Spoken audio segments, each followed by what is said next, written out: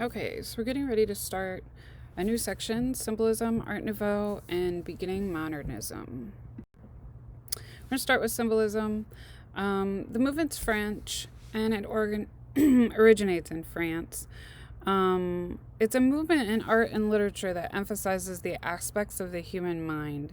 We get these interesting themes of irrational thinking and of the spirit world. Sigmund Freud wrote The Interpretation of Dreams during this movement, and the movement was highly influenced by Sigmund Freud's ideas.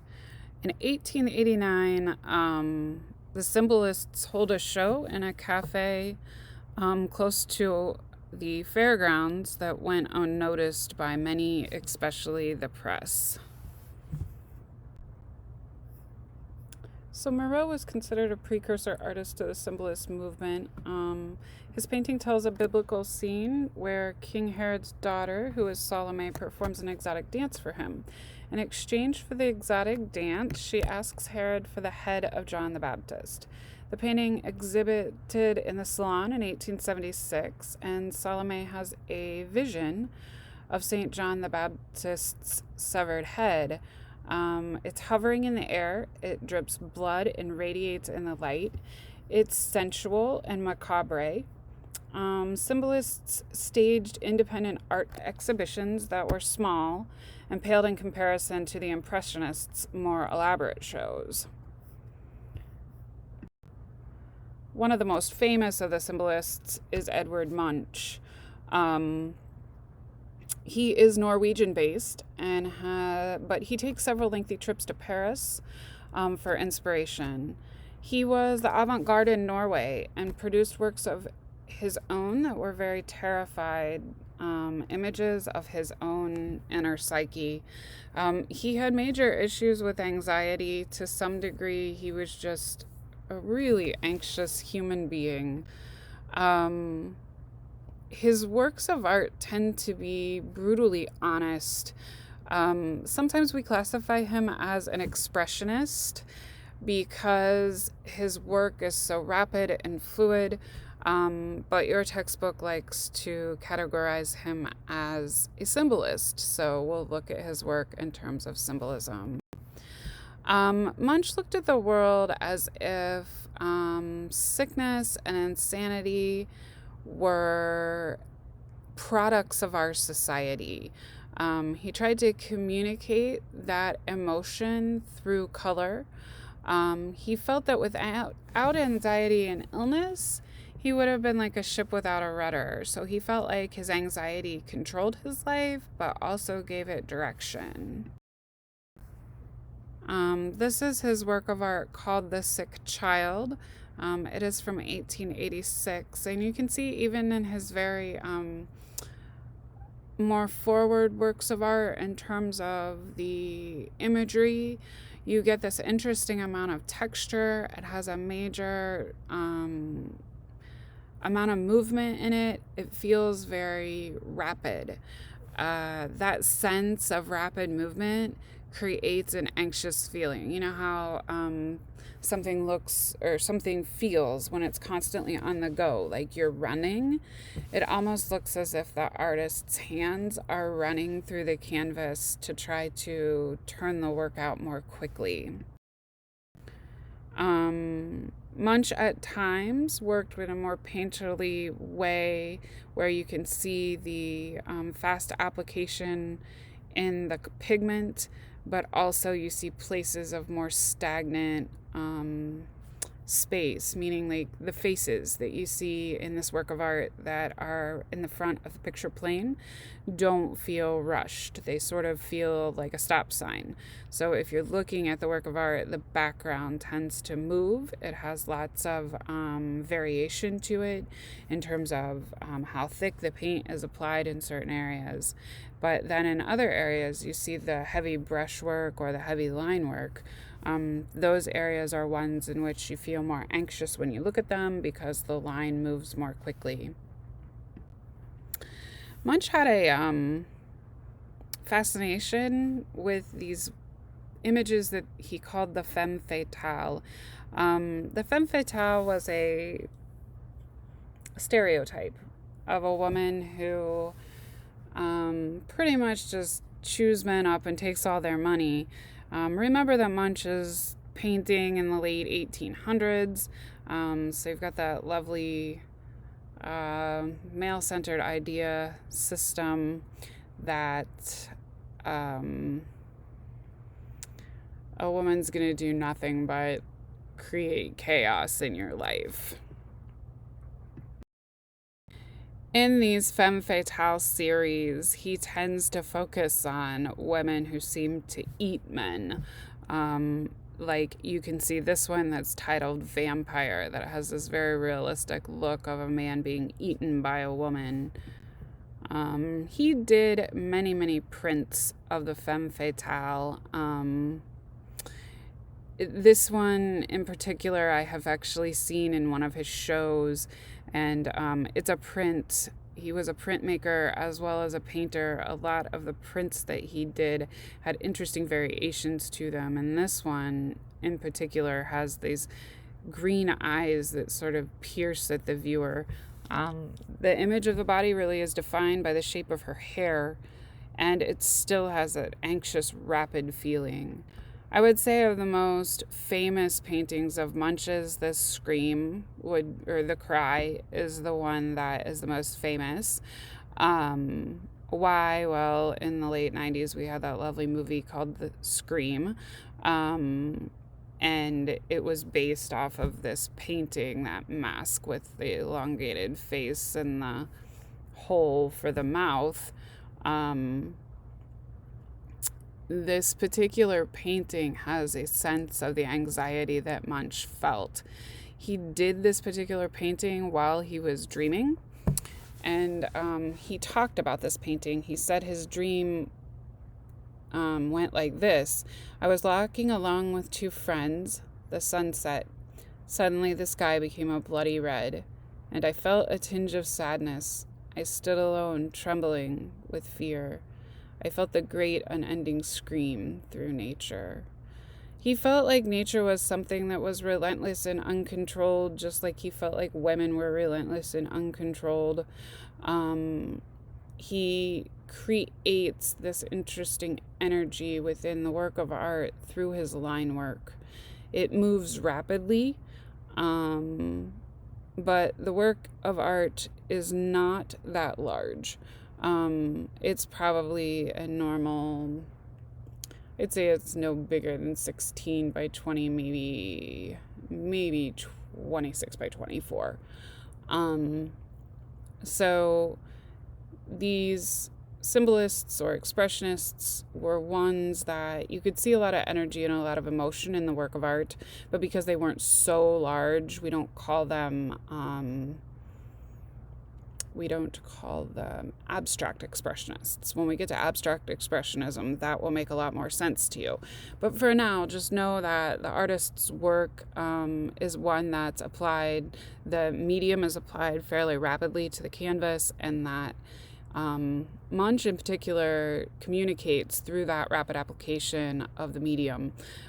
He also uses color to create a dichotomy that when you look at it, he puts the red right next to the blue, which creates tension because they're opposites on the color wheel.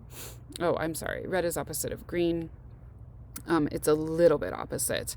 But the point being is that through the tension of the red and orange sky with the blue and green sea, you get this sense of movement.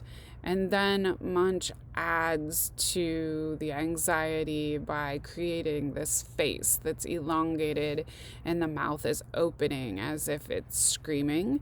And you can see even the body of the person mimics those lines that make the viewer feel anxious when you look at it. He definitely is good at communicating this sense of anxiety through this image. This one's called agoraphobia. It was a fear of crowds and confined spaces that results in panic attacks. We know that Munch suffered from agoraphobia, and that to some degree he really doesn't ever paint images of people stacked all together in the same place. He tends to paint one alone, but still in a lot of anxiety.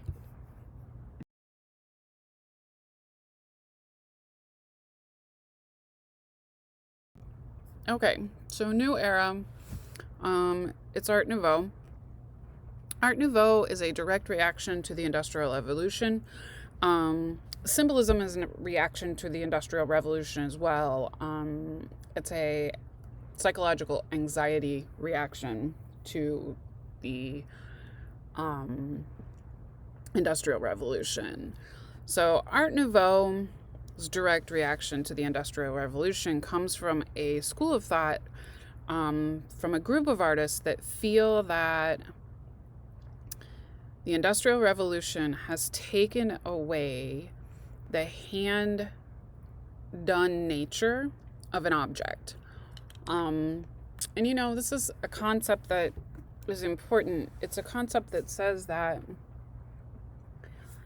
as we advance in society with technology, we also lose something. And the Art Nouveau artist felt that what we lost was the beauty of something done by hand, the beauty of something handmade.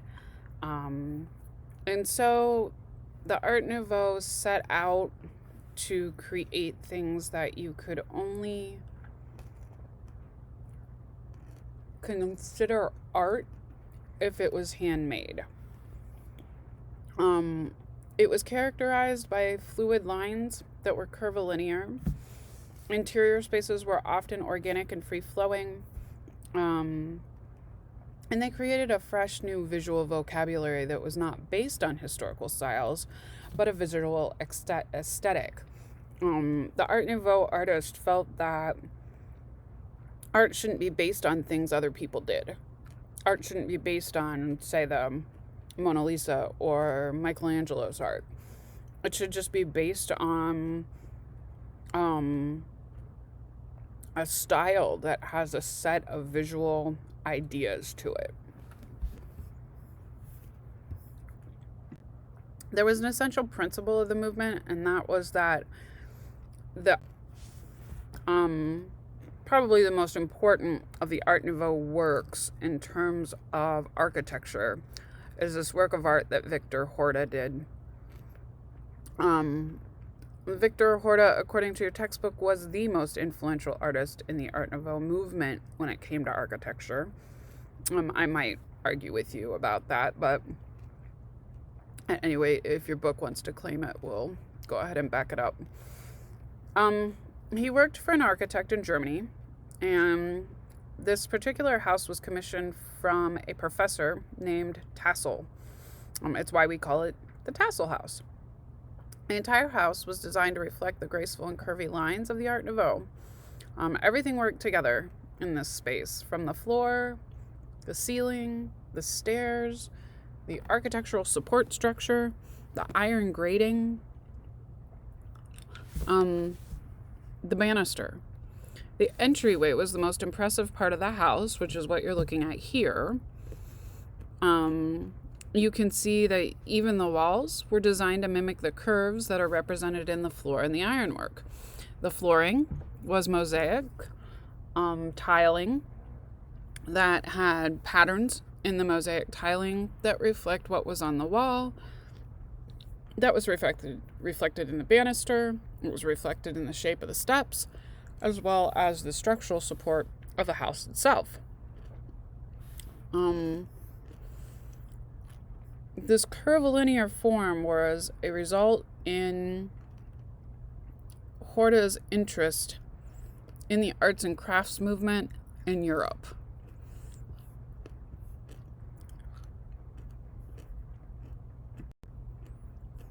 Another really famous Art Nouveau building is this building called Casa Batalló, done by Gaudí in Barcelona. If you ever get to go to Barcelona, you have to go see this. I have not gotten to go. I really want to go. Gaudí was actually Spanish. He was born in Spain, in Catalonia. He used a free-form plan to create the exterior of a building. It was innovative and modern. He uses innovative and modern materials like concrete and cast iron and wrought iron. Why is that important? Well, up until now, modern materials hadn't been available.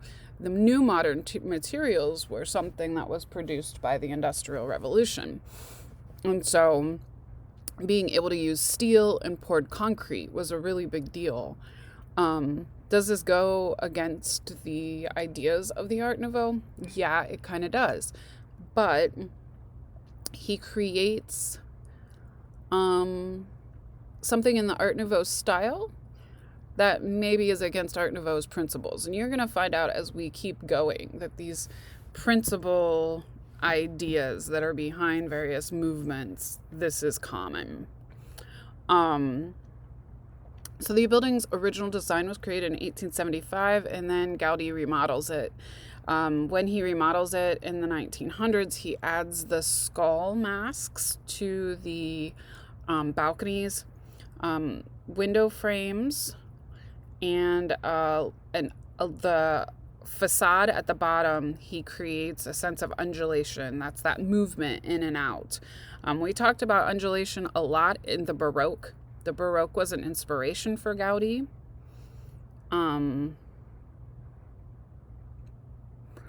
Where we see the vertical supports, he designs them to look like bones. He had a fascination with marine life, which can be seen in the aqua coral colors that were used to paint the exterior facade and the roof tiles that look like fish scales.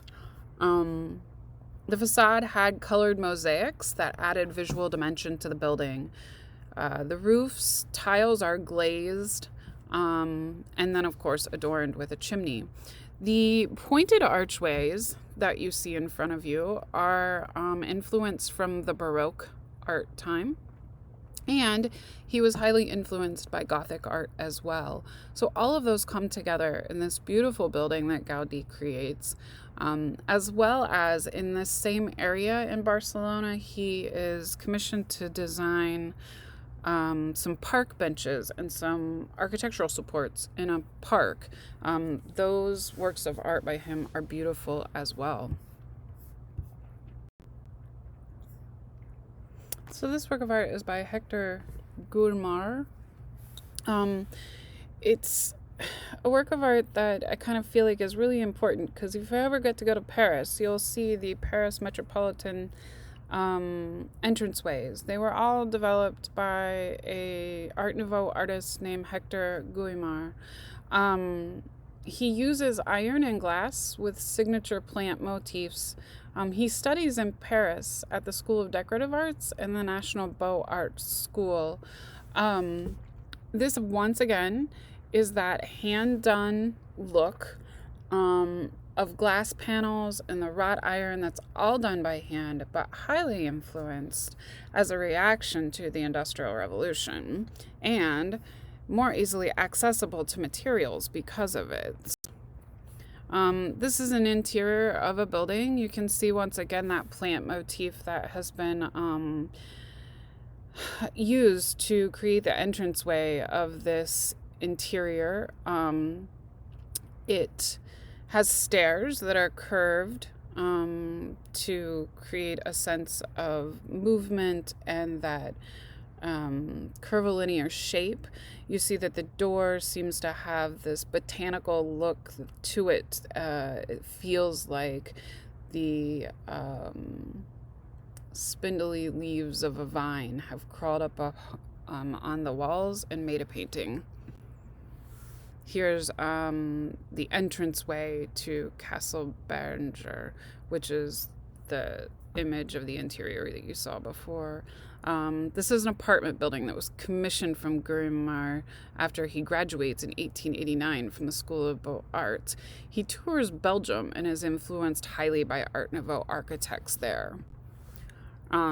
This is the entrance to the apartment building that was commissioned from him.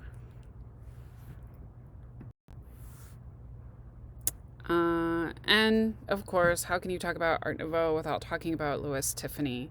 In 1893, The Tiffany Glass Company displays this particular work of art in the booth that they run at the World's Columbian Exposition in Chicago. In 1897, it was bought by Mrs. Fitz, and then it moved to Denver, Colorado, and is installed on Logan Street in Denver. Louis Tiffany is one of America's most acclaimed artists. His career spanned from 1870 through the 1920s. He begins his career as a painter in the late 70s, and he turns his attention to decorative arts and interiors, but he never abandons painting. His first significant interior project was a top floor home and studio in New York City.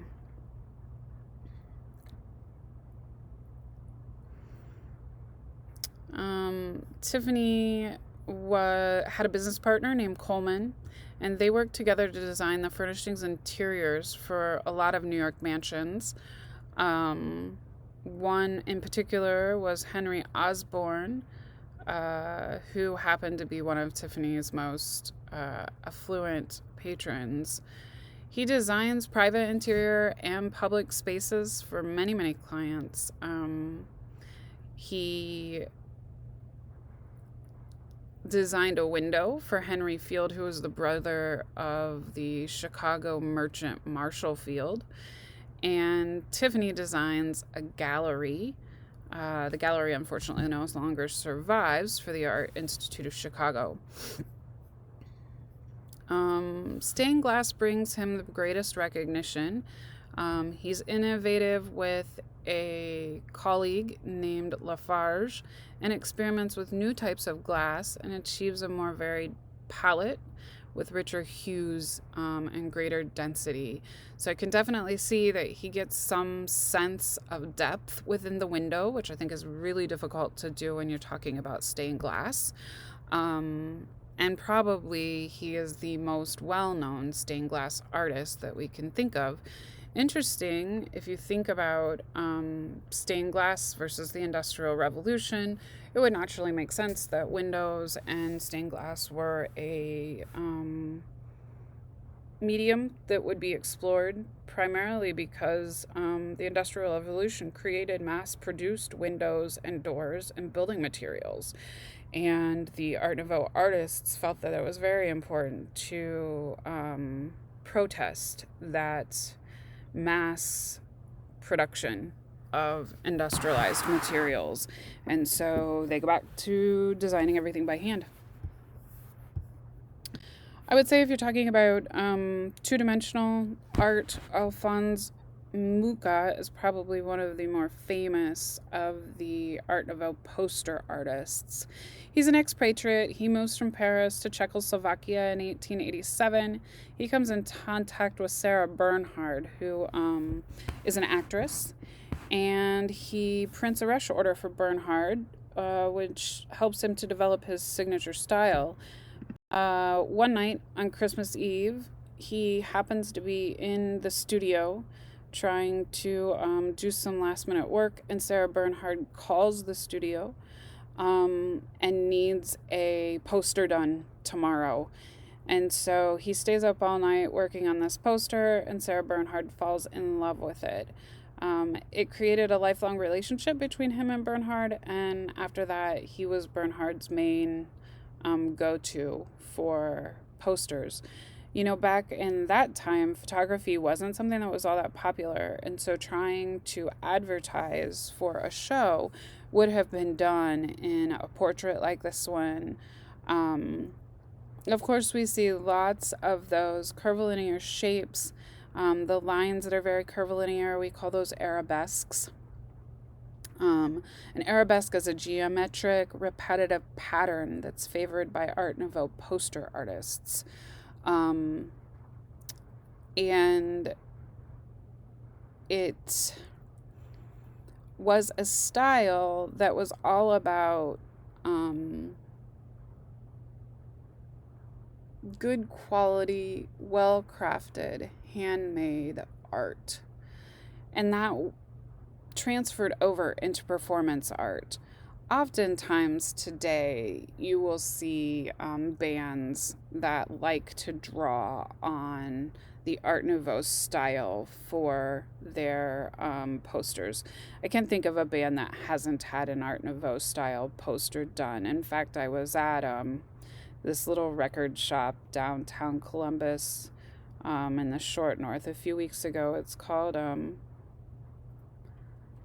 Thunder Magnolia Thunder Pussies. Anyway, they have a whole entire collection of Art Nouveau style posters that were for modern day bands. All bands look at it as if it's a recognition of good quality art to produce a band poster like one in this style. The two-dimensional Art Nouveau works tend to have decorative patterning with elongated figures. They have a curvilinear movement to them and a sense of rhythm in the contour of the lines. For example, here you can see that in the hair, and then it's reflected into the floral patterns.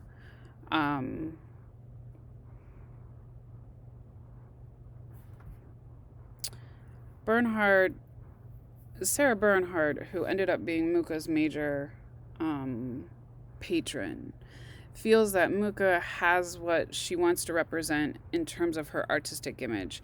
And so she hires him to design sets and costumes and jewelry and posters for her show. This is another poster by Mucha. It's for Lance Parfum. He never agrees, though, that he was an Art Nouveau artist. He really didn't officially join that movement. His work has a remarkable sense of energy and use of color. Why? Because he's really good at the rotating pattern thing. And as you do a pattern with light, dark, it feels like it moves. Here, he's good at it in terms of shape. You can see that the circles are repetitive.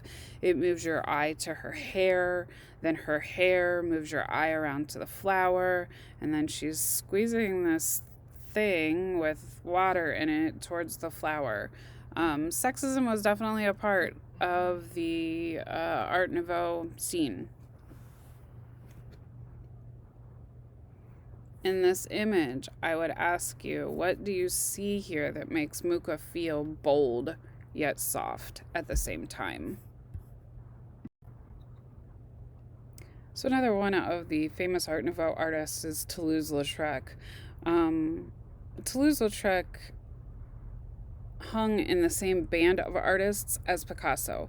There was a cafe in Paris called the Café Gatz, and Lautrec and Picasso all hung out together in those same places in an area of Paris called Montmartre.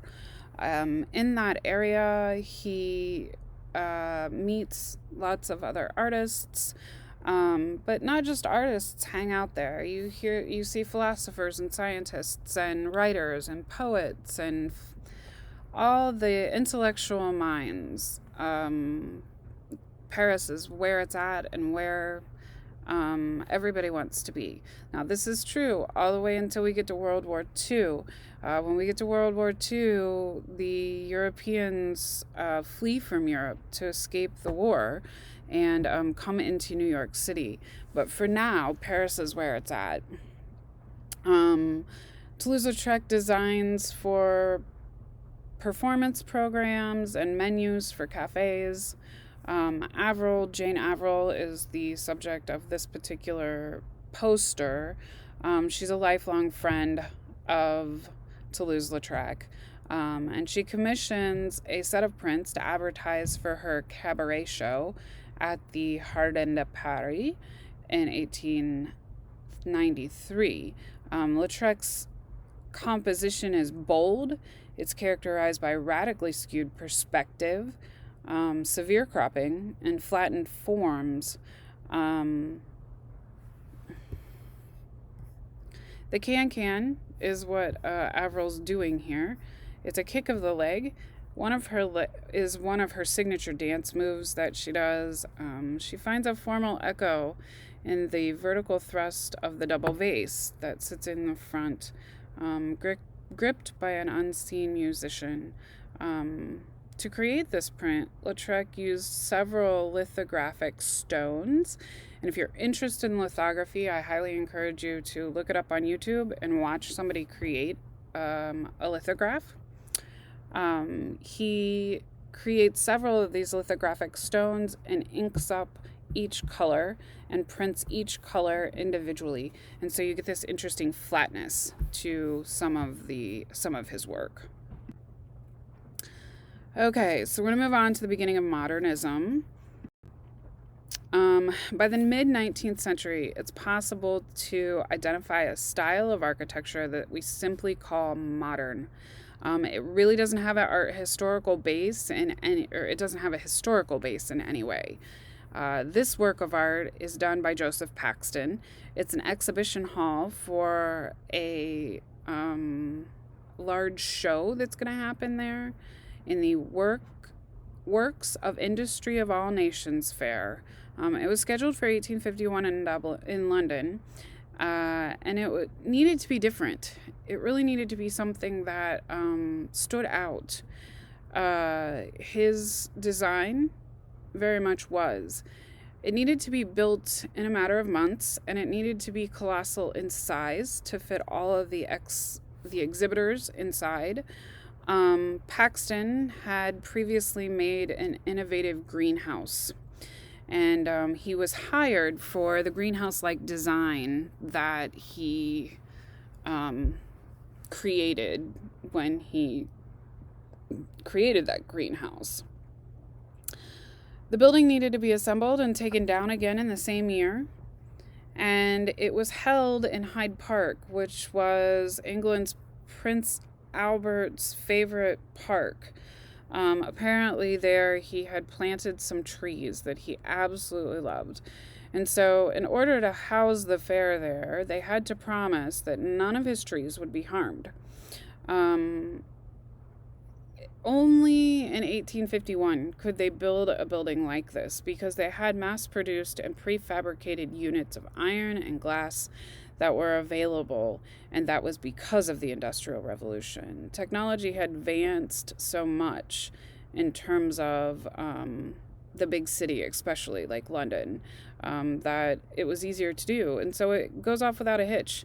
Many people felt that Paxton could not do what he set out to do, but it didn't go over budget, and the people who visited it really loved it. This is a schematic drawing of what the Crystal Palace looked like. What you saw earlier was a schematic drawing as well. Now, I told you it had to be assembled and disassembled. It did. It had to be assembled and then taken down. It was eventually relocated to Sydenham, England. This particular detail is a lithograph that was reproduced, illustration of it. It was taken to Sandham, England, and erected there, and it stood there for many, many years until it had a fire and ended up burning down in the fire. You can see here, though, in this picture, the massive foundation that still sits in Hyde Park in London, where the Crystal Palace used to stand. It feels kind of creepy from the street.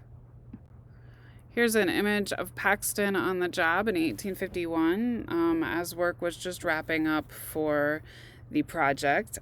He's talking to the person who hired him to create the design. And he has a blueprint in his hand there of the building. The fair and the building were all a tribute to the positive spirit of technology that was emerging in the area. You see electric lights, telephones, radios, and airplanes. I'm sorry. electric lights, telephones, radios, and airplanes were actually a few decades away. But the fair and the building were all about positivism. And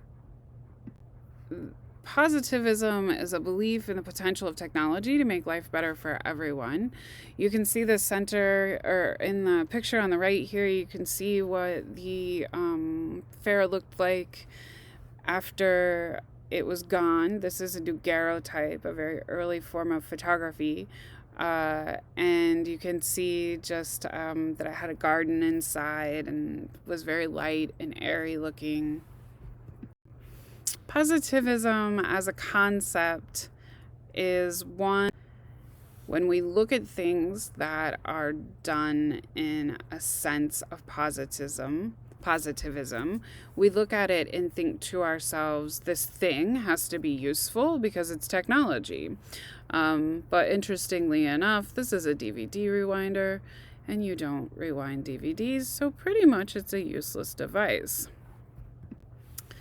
There are some artists who take to this idea of using prefabricated materials to create a work of art in terms of architecture. Lapetros is one of those architects. He creates the reading room in the Bibliothèque Nationale in Paris. And you can see how he uses these prefabricated pieces of steel in the prefabricated window and combines it with ancient, or not ancient, but art historical based architecture. So here you're looking at the Gothic architecture influence with the tall ceilings and the sort of pointed archways that run through the library. When you talk about the beginning of modernism, you can't talk about modernism without Cézanne. Cézanne, for some, was really the very first modern artist.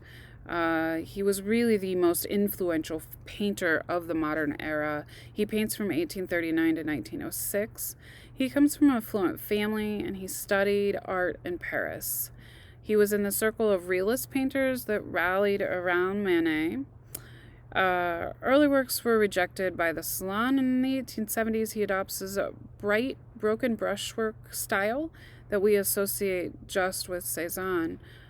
He spurs a succession of avant-garde artists that specialize in a certain type of brushstroke or color theory. In some ways, he's the father of all modern art movements, like Cubism, Fauvism, and Futurism. In the beginning, Cézanne starts by experimenting with still lives. Here he's experimenting with light source and how to use the light source so that the vase and the cup and the fruit all have a round form, but so that he can sort of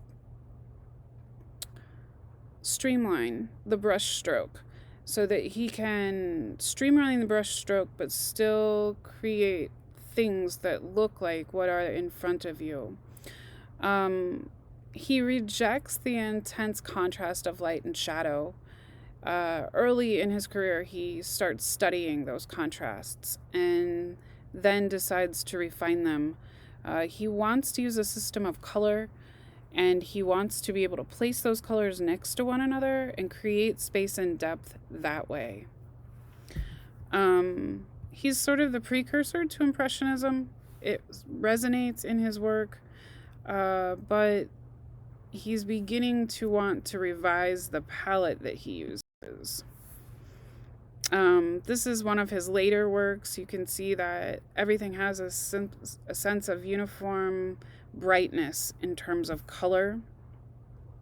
He uses extremely subtle gradation of color to create something that feels round. And then, of course, he goes all out and starts emphasizing mostly brushwork in his works of art. The landscape pictures that he does are pictures that come from his studio. His studio happens to overlook this mountain called Mount Saint Victory, And so he paints this mountain many, many times.